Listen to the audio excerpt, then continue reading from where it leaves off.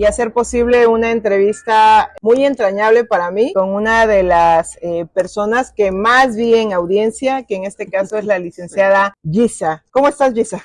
Muy bien, Nancy, muy bien, con el gusto y el cariño de verte el día de hoy. Muchas gracias. ¿Por qué Gisa?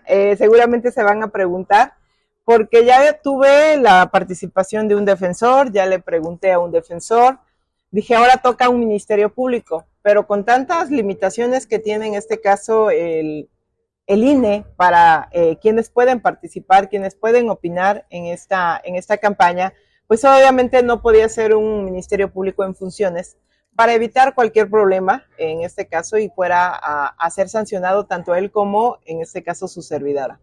Y por eso me vino a la mente Gisa que hoy está como abogada defensora, pero yo muchos años la tuve, y la tuve en una de las fiscalías en su momento, que era de las fiscalías que uno sabía que venía un asunto de la UEX, y obviamente sabías que era un asunto pesado, sabía que era un asunto largo, sabías que era un asunto donde, y si venía Gisa como Ministerio Público, pues había que poner mucha atención como juzgador, porque debías de ser muy minucioso y escrupuloso, porque creo que algo que la caracterizó fue ser una Ministerio Público objetiva.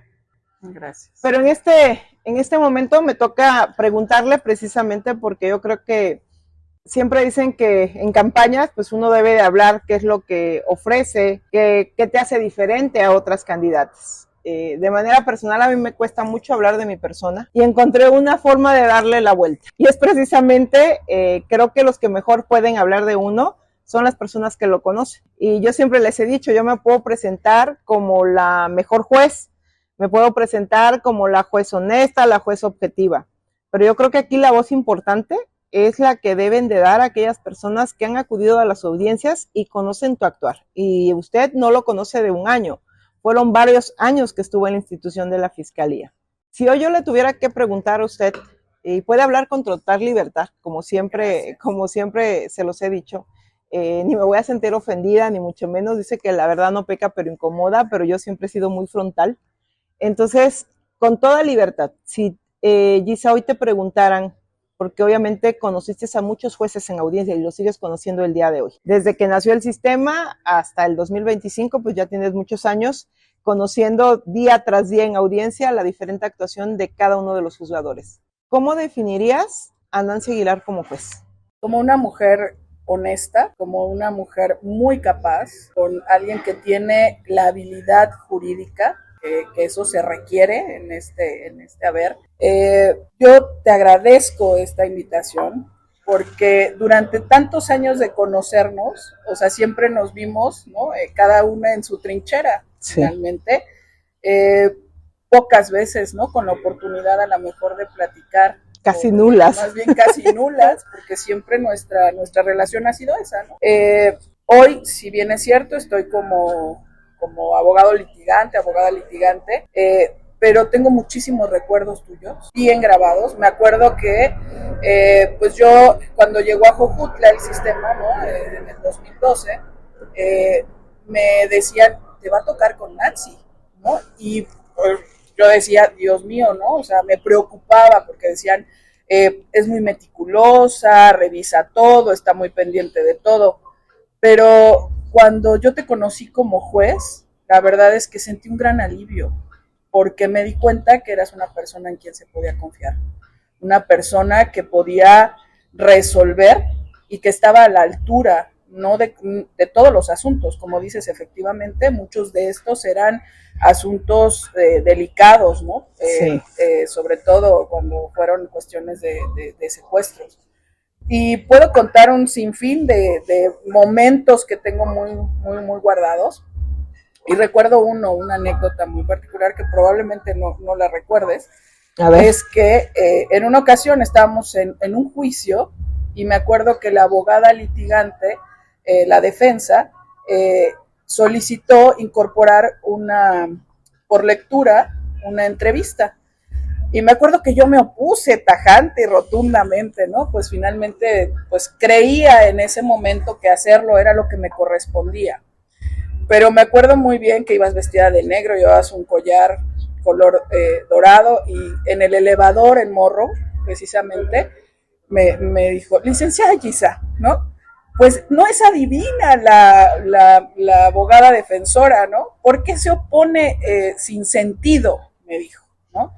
Y en ese momento yo entendí, o sea, gran responsabilidad que tenemos, o tenía yo en ese tiempo como Ministerio Público, y vi su objetividad, ¿no? O sea, no era nada más oponerse por oponerse, ni hacer las cosas así. Al mismo tiempo se fueron cerrando las puertas del elevador y me quedé con eso, ¿no?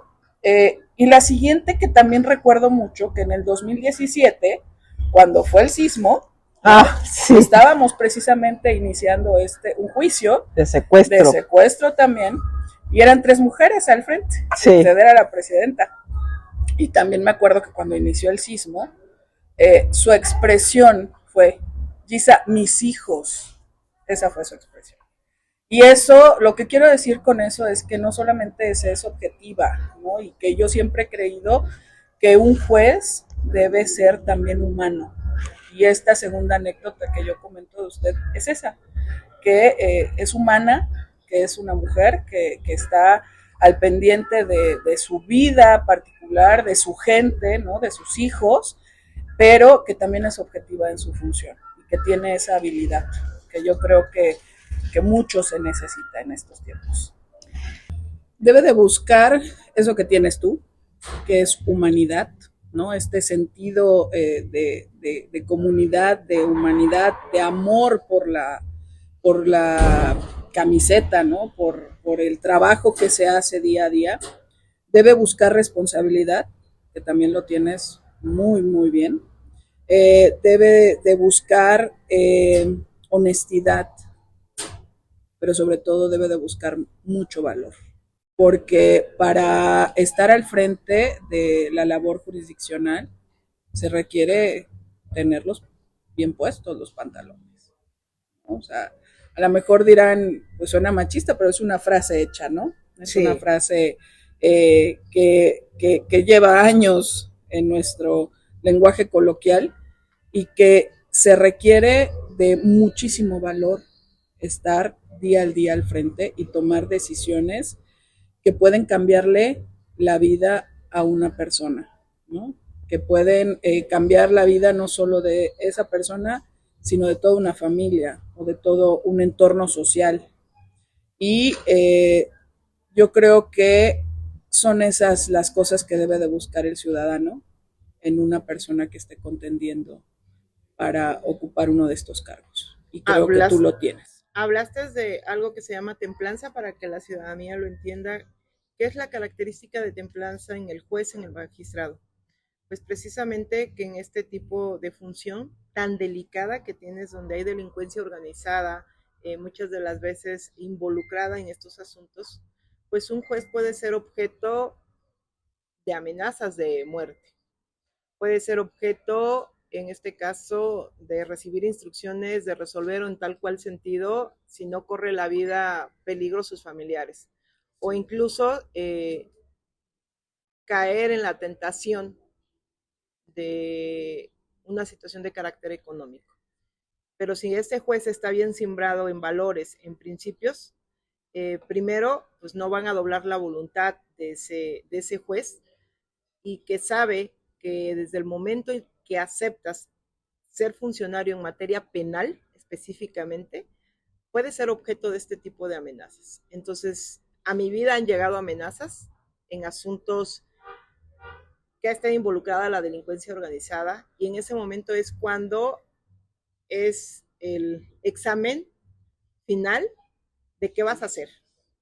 Y en ese momento es donde te debes de tomar la decisión con todo y el miedo, porque hay miedo, con todo, pero te secas las lágrimas, te subes y resuelves para mandar un mensaje y decir que ni la amenaza te va a lograr bajar de ese estrado donde juraste hacer cumplir la ley. Entonces, no es una tarea fácil en manos de los ciudadanos, no es una tarea sencilla. Y muchas gracias, Gisa, muchas gracias, porque creo que al final del día, tú que has estado en audiencias, puedes ser un referente para la ciudadanía. tú has conocido el actuar de muchos juzgadores y pues quién mejor que tú para decirles cuáles son las características del buen juzgador. Gracias a ti. Gracias, Gisa. Buenas tardes. Buenas tardes.